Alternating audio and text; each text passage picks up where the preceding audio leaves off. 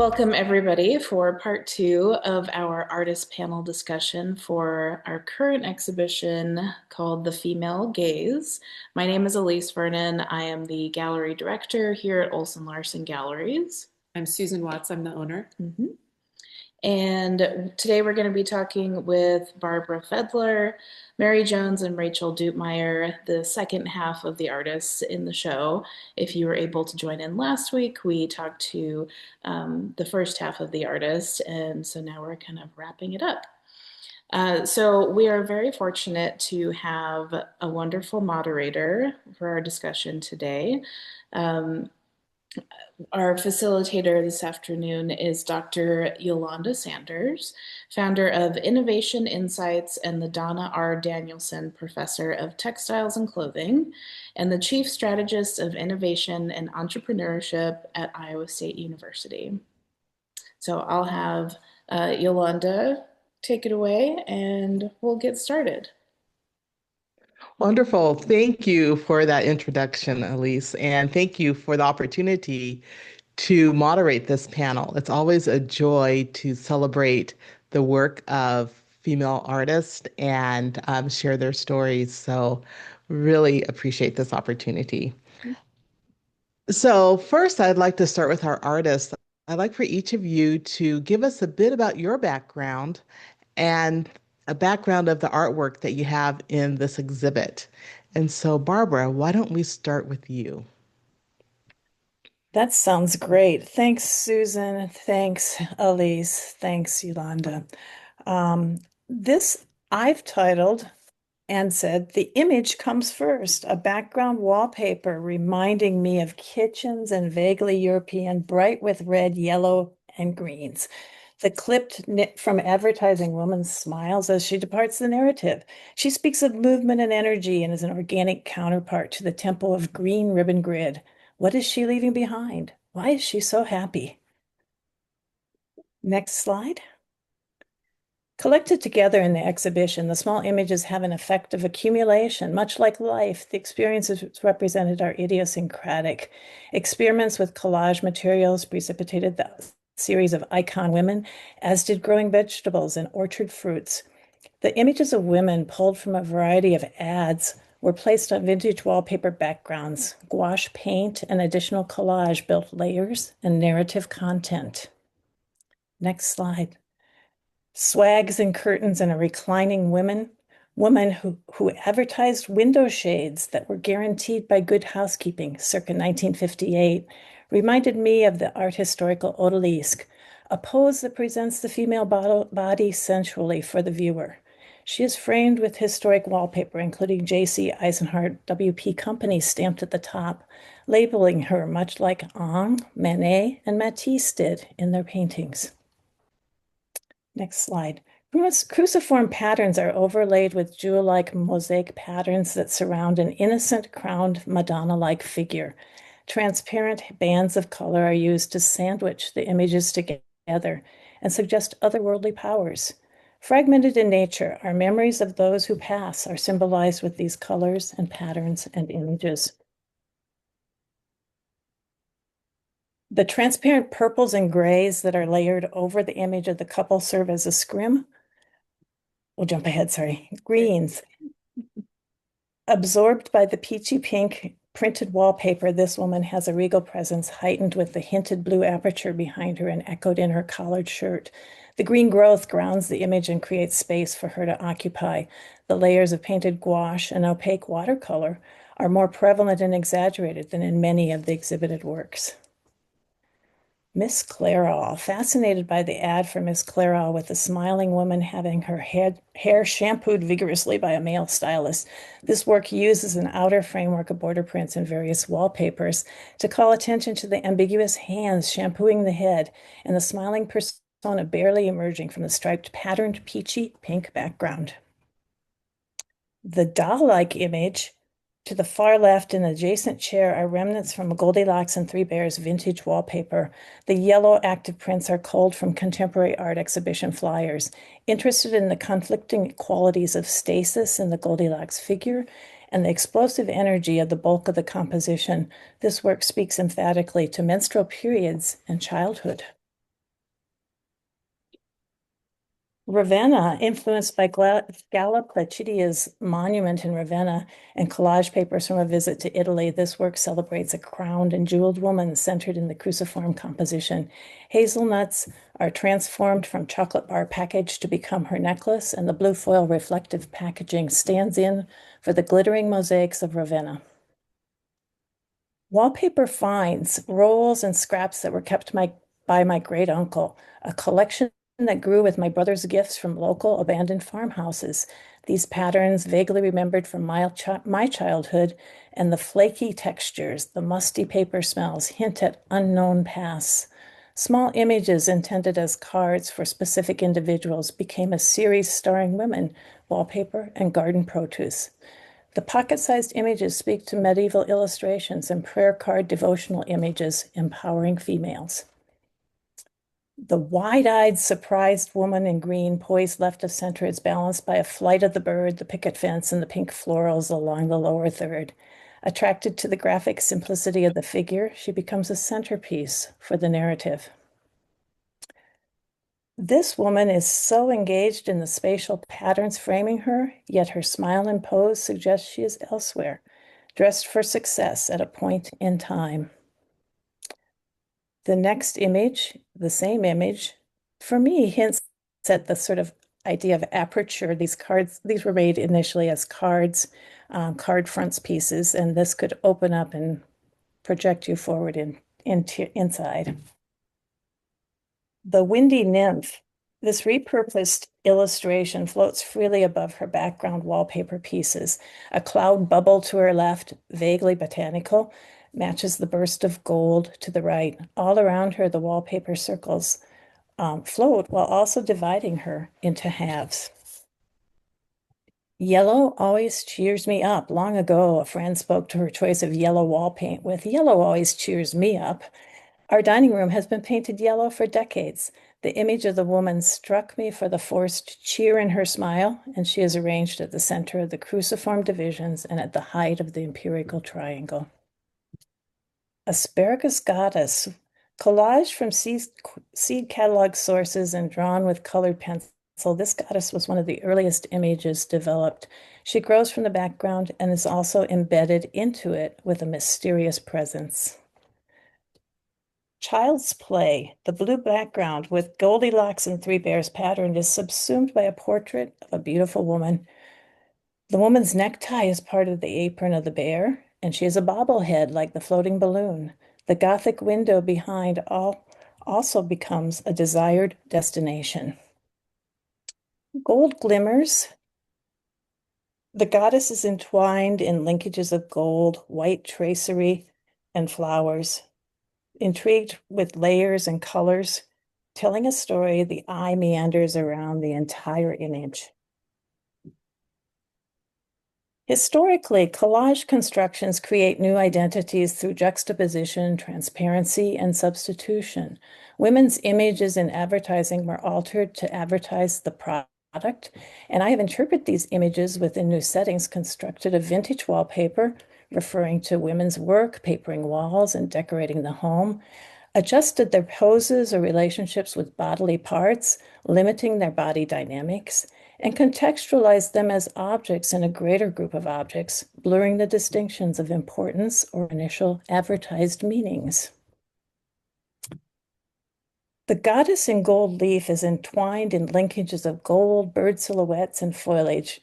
Again, intrigued with layers and colors telling a story, the eye meanders around the entire image, with the female gaze holding the key. Gold Reserve. This goddess is entwined in linkages of gold, flowers, vines, and birds. Intrigued with layers and colors telling a story, the eye meanders around the entire images. Golden Delicious. My garden produced bodacious peppers and apples. The woman is both proud and unaware of her fortune in having the bounty arrayed in front of her. In Hot Chili Peppers, the amazing patterns of wallpapers precipitated this vibrant gouache over painted iconography. In Kale and Beans, an early work, the garden produce is arranged to highlight the statuesque nature of the woman. Modern chairs, while thinking about iconography and lives of women, this work emerged that unifies patterns, the cruciform and triadic hierarchy of the composition, and garden produce reduced windows in the apse-like space. Rosy Posy, this early work, maybe even the first, it's interesting, Elise, that you put this at the end of my pieces. This early work collages vegetables and flowers into a simple iconographical tableau. The reserved and sedate graphite drawing of the woman places her in a singular relationship to other objects. Tearing, arranging and rearranging, gluing, scraping, painting and drawing. The act of making is life-giving. Ephemeral qualities of produce, advertising, and aged wallpaper were manipulated in the studio. Bringing these disparate pieces together to create a unified whole was enormously satisfying and intriguing. Perhaps each work speaks to interests, to questions, to ideas, to thoughts, to ghosts. Thanks again. Oh, Barbara, that was lovely. Your work is such a narrative about advertising the women within that historically, but also bridging the narratives of the home and to garden too, which sometimes we don't see in work or discussed as much.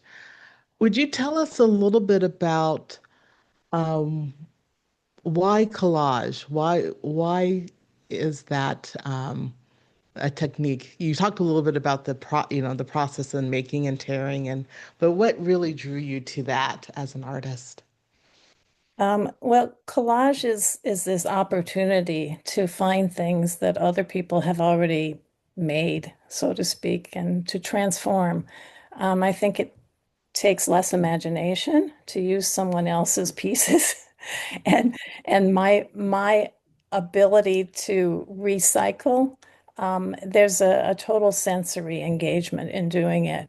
And I just find the materials amazingly full, full of memories, full of ideas, full of smells, full of history. And so I think that using these historical things, and much like previous work of mine that layers graphite, it's the layering of these seemingly disparate parts that brings great meaning to each part in its unified nature.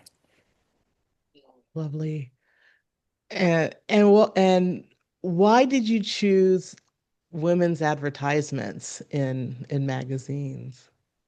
Um, Again, these were a find that I had, and I kept paging through them saying, why am I so intrigued by these images? They're so ridiculous. They're so dated. But there's a beauty then. I came to that understanding that they were intriguing because they were so ridiculous and so dated, and so of a time that's both precedes me and is me, and hopefully will not happen again. Oh, thank you for that. I have just one more quick question about your background. What made you want to become an artist? I am the middle of 9 children, and I've always identified with making things. And so I think that from a very young age, it was identity, but I also just love using my hands. I have what I call wonky eye. I have the eye that doesn't track with the other eye. And so I think that my point of view and my vision were always unusual from the get-go. And so that combination of things of wanting to be someone different and actually being someone different led me to this desire to make things, this being an artist.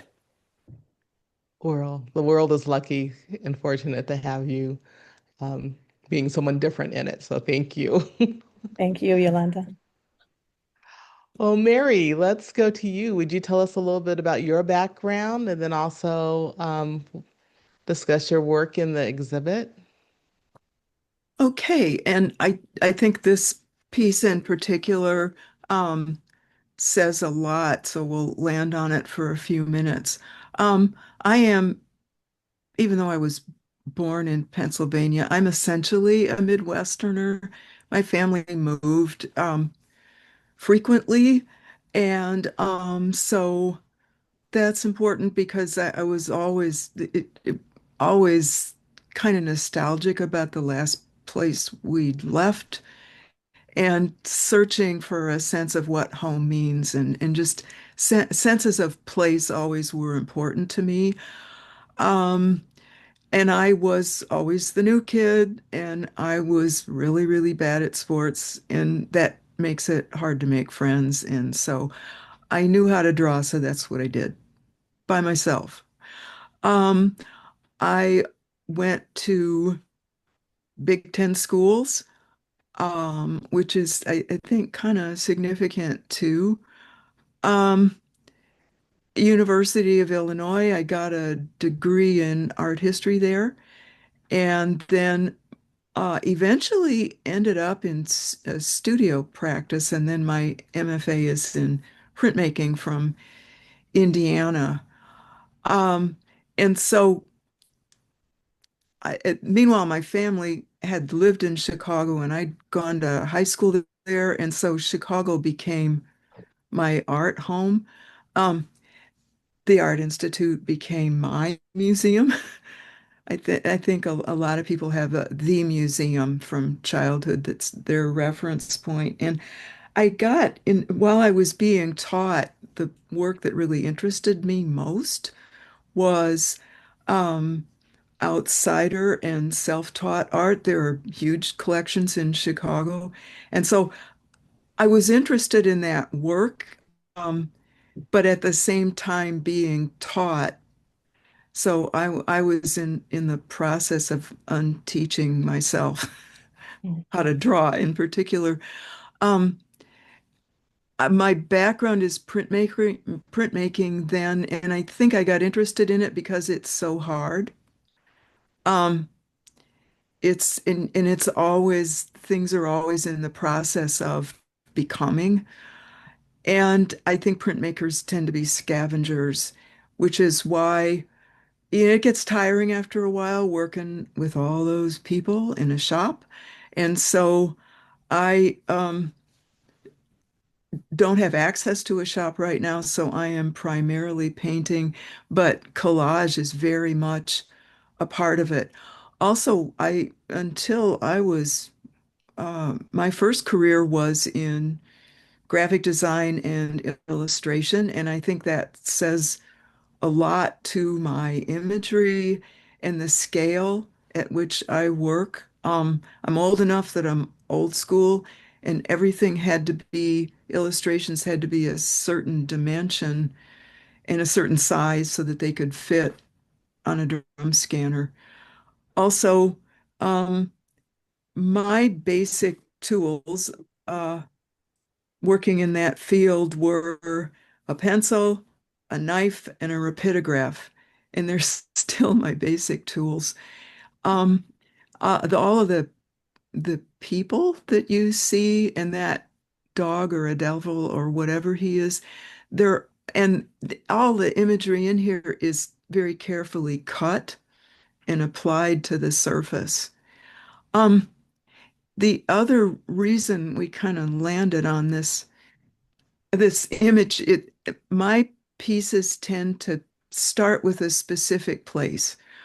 Um, this is my neighborhood, but then I have to have a central figure or narrator, which is the large figure in the center. I don't really know who that is. It's probably me. Um, but then the rest of the problems I deal with are all formal. It's like, okay, how do I make this composition work? So on and so forth. And then the details that emerge kind of tell me what the work is about. This is my neighborhood, and there's lots of loose dogs and kind of bad dogs. In fact, my dog isn't that great when he's around other dogs. And also, this is small town Iowa.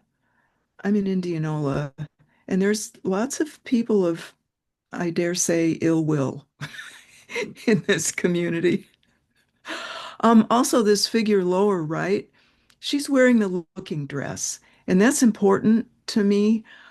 Um, I feel I mean I taught for the second my second career, and one of the things I taught was visual culture, and um, I including the female gaze, and I think there's particularities to it.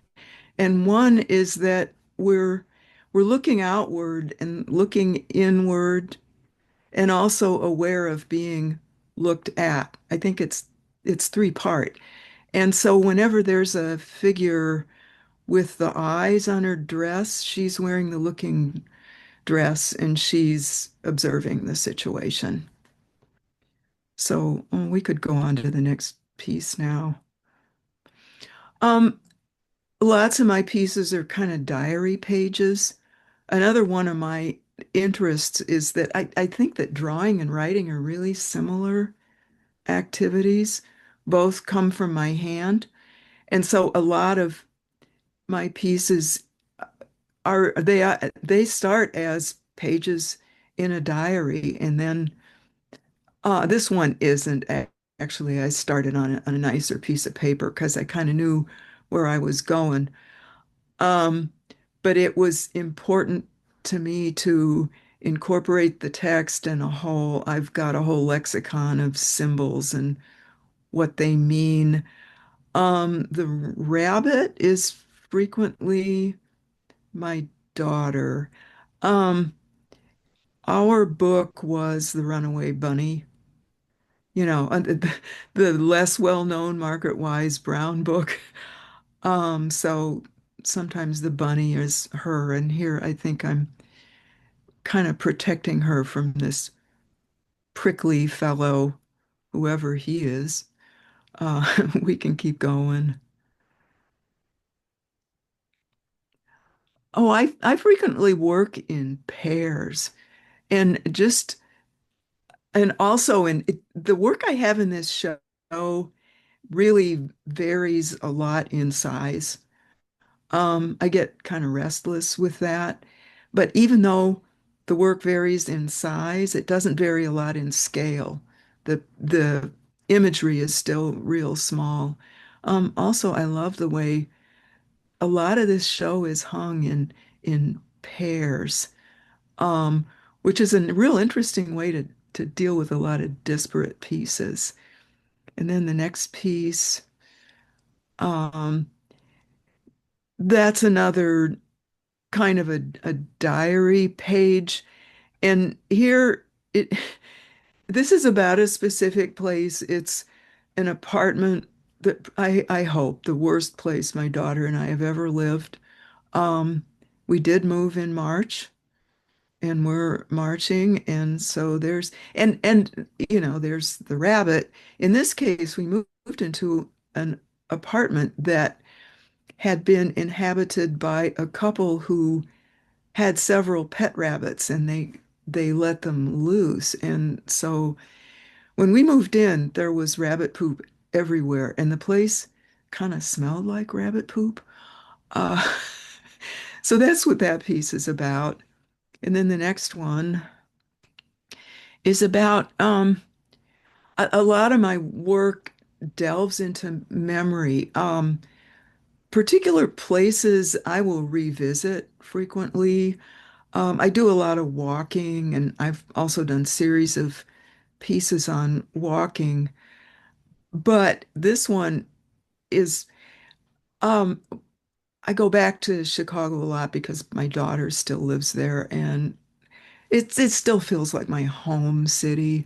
And when I stay there, it's with always different places. Sometimes it's friends or an Airbnb. And I was doing my morning walk and ended up in this park that had been an important part of our lives. And um, the person, I think she's saying, it is more beautiful than I remember it, or something to that effect. And I'm often stunned by just how beautiful the places are that have kind of stuck in my craw, and I think that's part of it. Oh, and here's a detail. Here, there's a lots of times I think because of my background in illustration and also just knowing that the female gaze, that term kind of comes from film theory. And so that figure in the foreground who is black and white and is actually violating the fourth wall. She is, because she's making eye contact with us, the audience, and she has no color, which is my way of separating her from the other imagery. And she's just sort of, she's a gasping, sort of like I did. Oh my gosh, this place still exists and it's beautiful. Um, and then the next piece, I'm interested in walking. I'm interested in paths. I don't usually like being told where to walk. I don't like prescribed paths. But I'm interested in paths. And so just very recently I've gotten interested in labyrinths because that's a very prescribed path. And also there's something kind of egalitarian about it. There's no hierarchy to it. Several people can use a labyrinth.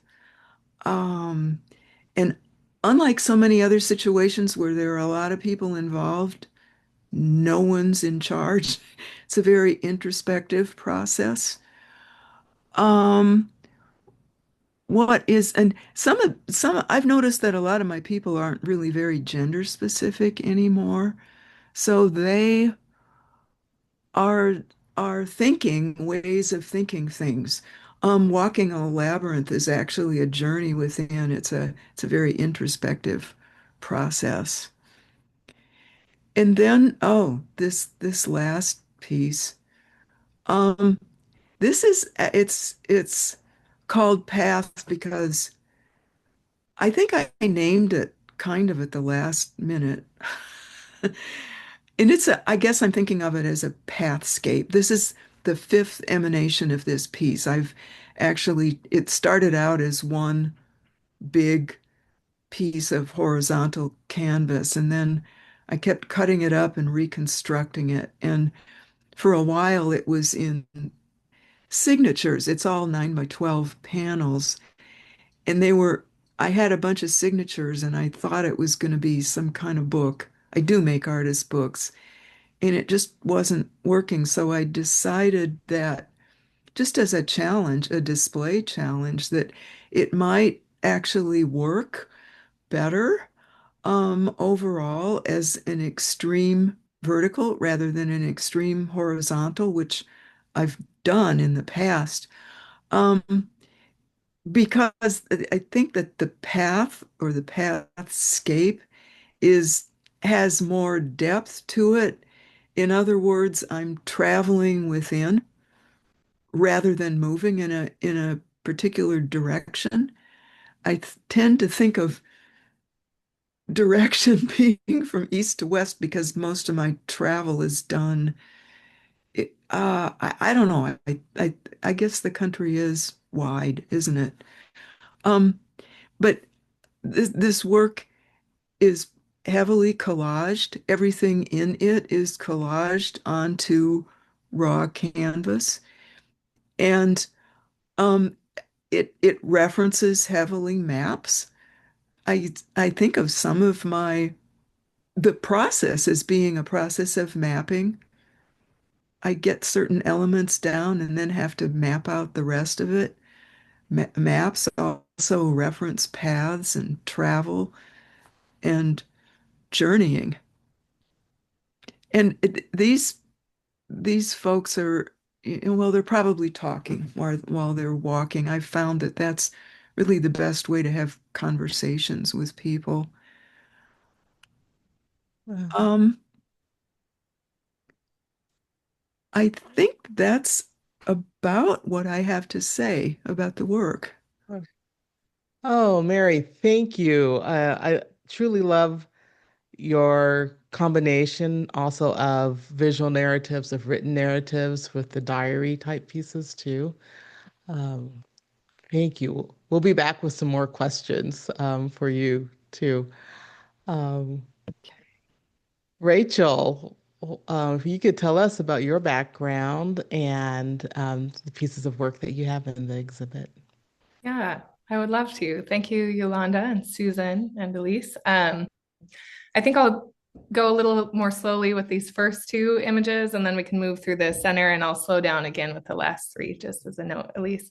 Um, so I all of the work in this show is encaustic painting, which is painting with beeswax and resin and pigment, and I paint on panels. And it's all very new for me. I've um, worked a lot with photography and earned an MFA at Iowa State in the integrated visual art program there.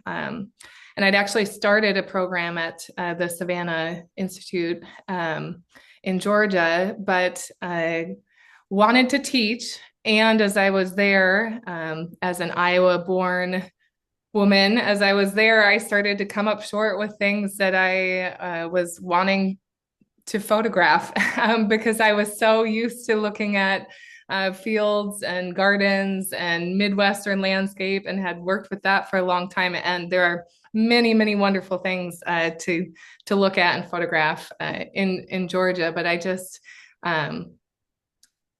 just felt out of place, and especially in my work and with wanting to do a lot more with farming and with looking at people that are uh, working with the land really directly in that way. And so I came back to Iowa and worked on a thesis project that was focused on retired dairy farmers and their farm, which no one had taken over or inherited at that point. And so all of the land and buildings were slowly being retaken by nature again. And they were planting watermelon seeds in the cracks of the concrete in the cattle yard. And so it was just a really fascinating place. Um, and so worked with photography, looking at spaces and people, and really generally in my practice interested in how we build relationships over time through small moments and interactions, and also how we build an emotional connection to places, and how a place can become very significant through many interactions or meaningful moments or things that happen there.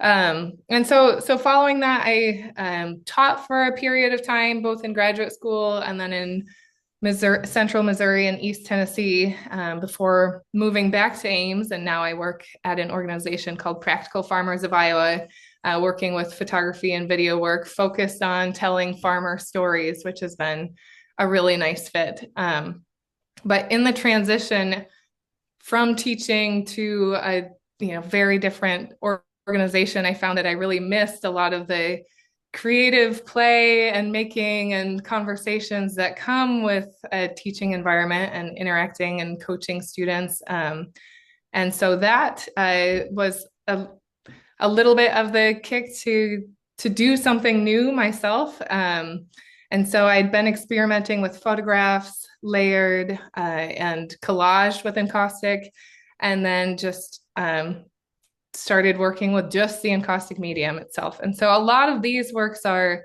looking at land and garden and walks, and kind of boiled down to pretty simple shapes, and using the star pattern and the triangles and squares of the primary building blocks of quilting to construct something. So this one, for example, I was thinking of like sort of the land sky, and so a hazy atmospheric background to it, and then layering that same quilt pattern over and over with subtle color blocks behind to help distinguish each little block of space from the next.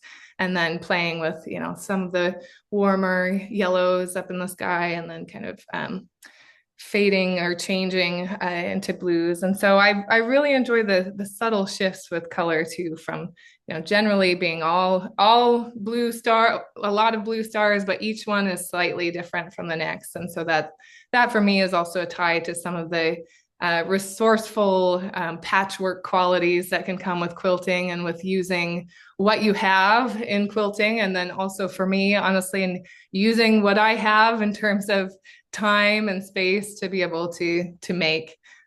You can move to the next one if you would, please. This next one, I also work really inspired by quilting and gardening and time with my children. I have 3 young children now, 6, 3, and 1. And so a lot of my work happens in the margins of my time outside of a separate full-time job. And so I'm doing a lot, at nap time and after bedtime and in these little fringes of time that become available. But as much as my kids may limit my, available studio time, they also are, of course, such a joy and such an inspiration to my practice, and have really encouraged me to look at sort of these, pieces of an obsession with color and with patterns and with garden spaces. And they just look at things in such a unique way. So, for example, we have had a lot of zinnias this season, and they just love to pull them apart, and then to lay out the different petals. And they're generally the same shape, but each one is, has a slight variation to color. And but the patterning of just considering these building blocks and then the repetition of them has been really interesting to me. And so this one, I was thinking about cone flowers. We had a number of those as well. And so very abstracted, but kind of in the back of it, looking at the pattern of the petals of cone flowers, all with that really lovely upward triangular shape that they have. And then contrasting with that rich blue as the complementary color over that. And you're welcome to flip through. But I also do, like Mary, it's been wonderful to hear more about each of your practices and see some connections. I also walk a lot, and that's really significant and provides a lot of inspiration, and just thinking about, ordinary spaces in my neighborhood, but how people handle their lawns and flowers, and looking at structured sidewalk blocks and very perfect lawns, but then there will be, the ways, again, that nature starts to overtake those, and trees that the roots disrupt the sidewalk, and lawns that have a lot of, beautiful native prairie and such. And so, so I am always taking photos as reference and inspiration for these pieces, and specifically for the colors or the patterning, and just starting to experiment. So a bit of the process, and this one may be a good example, is to put the encaustic, kind of lay down a color field in the back, and then you can put in clear layers of just the medium without any pigment. And that provides a really interesting sort of separation that I think is hard to see in the photos. But as you look at a piece, there's a physical depth to how it's constructed, and to what's at the top versus what's covered or hidden. And so I'm starting to play more with those layers. And then this one, the black marks are just with a wax pencil. That's been a nice way to add in a little bit more of those organic lines, and often inspired by flowers or different plants from our garden. And then to put other shapes over top, and you can keep flipping through. And so then with the stars, I tend to put on the paint and then use a razor blade to come back and scrape it off again to refine those edges. And so I like how there's some fun play to the layering. Encaustic is sort of unpredictable in a fun way, especially when you go to fuse the layers. You have to heat one layer, each layer as you put it on to kind of allow the wax to set and adhere each layer to the next. But then if you continue to heat, then the wax starts to melt again and starts to melt different colors, can swirl and combine, and you can sort of control it, but not really. And so I think it's been a really fun experimentation for me too, to just have all of that play and the unexpected nature of how things combine, and then to consider how I may want to work with them again. Yeah, let's see. So that's on the process. And with a lot of these, I think quilts, I should speak to that as well. Quilts are just such an interest of mine, and they are so symbolic in so many ways. Often gifted at significant moments in life.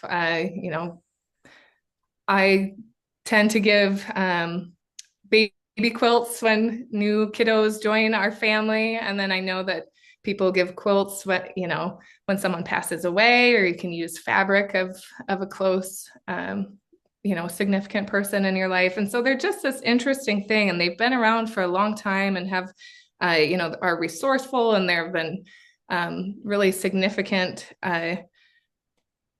just reasons for how patterns have developed in quilting. And so I appreciate that about them, as well as the construction again of taking like lots of little things, lots of little pieces, and these really basic things, but then combining them, and they can just become something so extraordinary. And every decision really influences the final product. And so, if you have your half square triangles, which is two triangles together to make a square, you can arrange them to make a star, or more triangles, or, just simple changes like that. And so that's been really interesting to me in the process as well.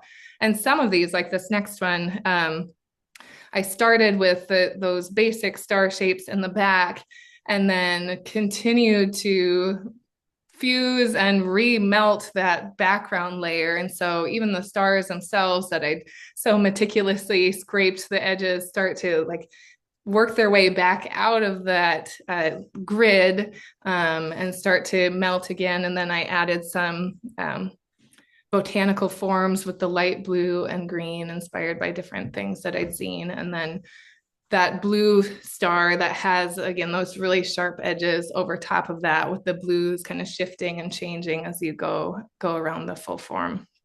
And the next one is, again, looking at landscape and looking at Midwestern landscape. I often have fairly flat horizon lines in the back, but I just love the expanse of sky that we can experience. And especially when I have the opportunity to walk through spaces that have a lot of native prairie or oak savanna, there's just such a beauty to the expansiveness of it, and how we have all these, again, tiny pieces and single plants, and maybe, just a handful of types, but they just create this whole sea. And so working with that in the back, and then layering some flowers again. And this was one where I was starting to consider, how to strategically place stars, but maybe not engage the full grid of having a star in every block if you were to just grid the full thing out.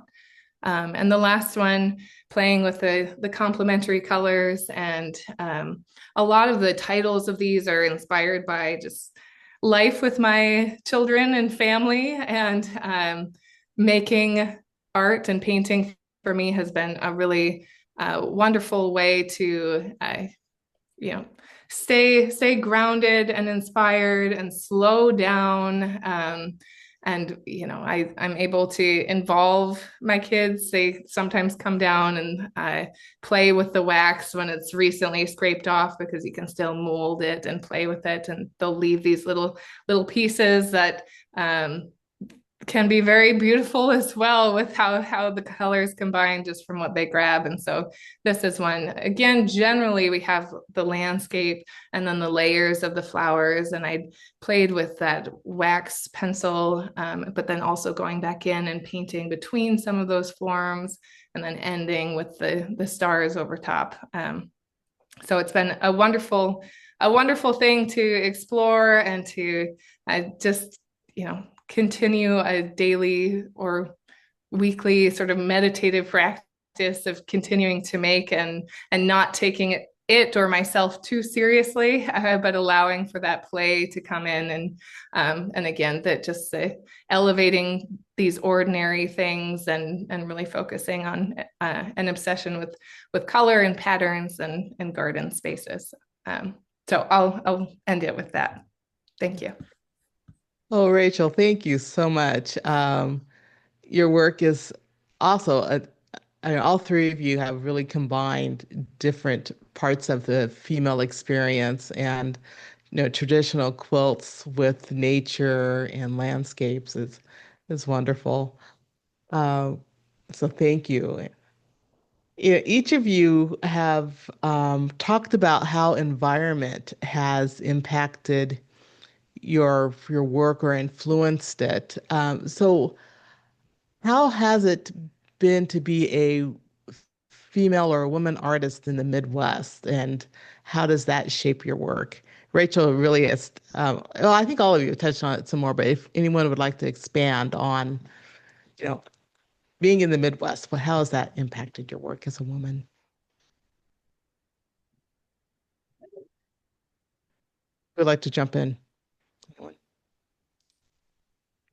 I can jump in here. Well, I think one way in particular, I had a friend in Des Moines who was a transplant from New York City, and you know, just kind of felt like she was in Never Never Land, and so she just asked me once. She said, "Well, what? Well, I don't get it. What makes Midwestern work different? Why does it make a difference?" And without thinking about it, I said, "Well, we work harder," and I think that there is an ethic.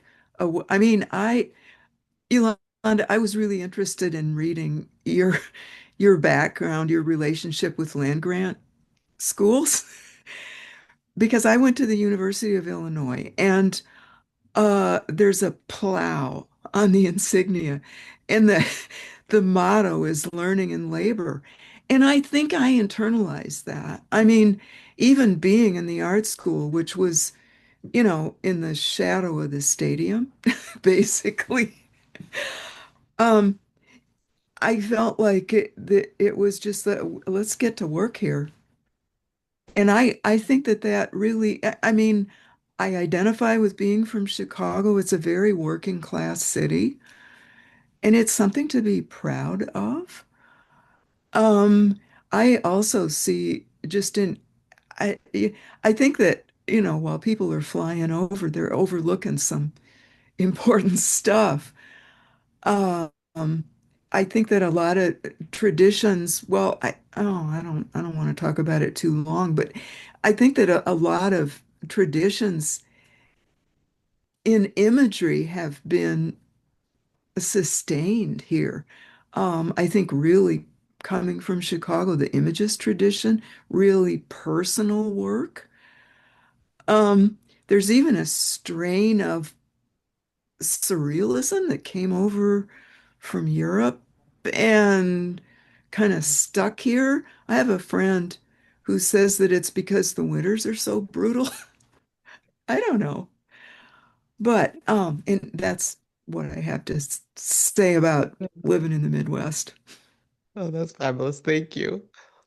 Barbara, do you? Yeah, I'd like to jump in and just put a shout out to Olson-Larsen Galleries for being the premier representative of Midwestern workers, artists, people who identify with being linked to the Midwest. And in that cause, I think that Olson-Larsen over the years has moved through a variety of different ways of identifying what is Midwestern. And that's really cool. Thank you. Thank you. That's Midwestern. You're Oh, that's welcome. Thank fabulous. you. Yeah, yeah, on Barbara's note, I want to mention that Olson-Larsen was always a place that I'd go for inspiration as a graduate student, and just quietly come in and walk and then settle into a coffee shop nearby to get my work done. But it's just such a joy to see. There is so much extraordinary work being done, and you have done a fabulous job of showcasing that. And I think I knocked on the door long enough that you allowed me to then to also put my pieces on the wall there. And it's just an honor. Yeah, right. That's the hardworking long winters behind me, you know. But I think one thing for my work has been I did not grow up on a farm, but I grew up in a small town in eastern Iowa. And so very much surrounded by farms and farming. And so I've just always continued to have this interest in you know, and how people connect to and care for the land, and why people stay here. And not meaning to sound critical saying that, but I often in my work now meet with farmers that are fifth and sixth generation farmers, and so you just hear this rich history of, you know, the legacy of their family on the land. And then there are also a lot of really great people just you know, ruffling things up a bit and looking to grow some more vegetables in Iowa and, you know, change the landscape. You know, subjective, but I'd say for the better in a lot of ways of how they're doing things. And so I just continue to admire that connection. And I think place is very significant to my work, and just, you know, seeing things that then feel like they directly flow back into my work and show up. And I just can't seem to escape that. It's just this constant inspiration in a really quiet but wonderful way. Oh, thank you. Um, you know, each of you are so inspirational. So I want to make sure that you each get a chance to give some advice to emerging women artists, because I think that will be very, very beneficial for our audience today and then people that view the video later on. So, Barbara, maybe we start with you with some advice for emerging women artists. I'd love to give advice. Isn't that the reason to be a teacher? No, seriously.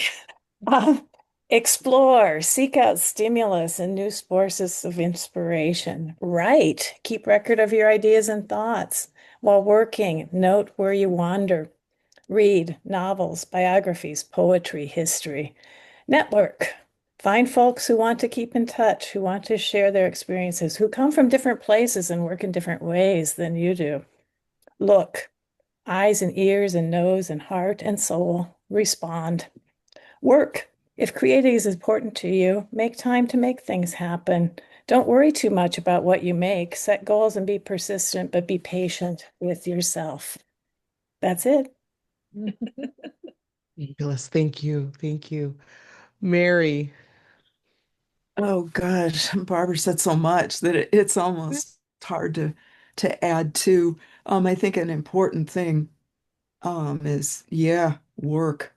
That came up in the first panel too, that it can be, you know, losing, it's easy to lose confidence in one's work because it's a little harder here sometimes to find your people and to spend enough time with them. Um, but if you can keep working the creeping doubts, there's no time for them.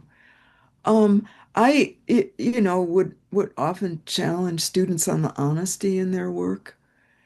You know, it's more important to be true to yourself than to meet other people's expectations or to try to work within a certain genre or something that's popular at the time. Um, but yeah, it's networking is important to build a career, but networking is probably more important to find your people so you know who to call when you want to give up. Oh, thank you. Find your people. Yes. Rachel. Yeah, well, that's so much wonderful and rich advice. I think if I were to add, it would be to really learn your voice. And there's just so much that we can see, and it's good to see things and look at other work, but don't try to make your work just a mirror of that, but think about, what is significant to you and why do you make work, and what's unique about your voice, and allow that to evolve. In my own work, I've had many moments where I've been like, oh, that's like not what I usually do. But not to allow that to be a barrier, not to do it, but just to pursue the evolution of your own work and ideas, and allow inspirations, but don't strive to be someone else, and to just get your hands on something or in something and get started. From my brief time teaching, would just often see students so hesitant and so concerned about making a mistake that they wouldn't even begin. And you're shutting yourself down before you've had the opportunity to really work through that creative process. And it's a roller coaster of ups and downs, and this is working and now it's terrible and I need to quit. But that's wonderful. That's enough of a spark to keep going. And so, just get started and like keep going on that ride. Oh, thank you. Such insightful advice and inspirational. So I really appreciate your words. To our audience, do you have any questions? If you do, you may put them in the chat. We have a couple minutes left. And Susan and Elise, do either of you have questions for our artist? Go for it. You don't have any? Do you? I just have maybe a comment. I'm so delighted at all of this, obviously, because we're the ones who put it together. But I just love the synchronicity of both of the panels, how the artists, I mean, kind of randomly separated are like the best combinations, you know, and it's even more delightful for us to see because we're so familiar with all of your work, past and present, and so seeing all of the combinations, and that was one of the things that we really enjoyed in laying out the show and hanging it on the walls. A lot of unexpected play, and that was really fun. Yeah, and I from the notes I've been taking from the last time and this time, and then when we had yoga in here the morning after the opening, and so that was fun.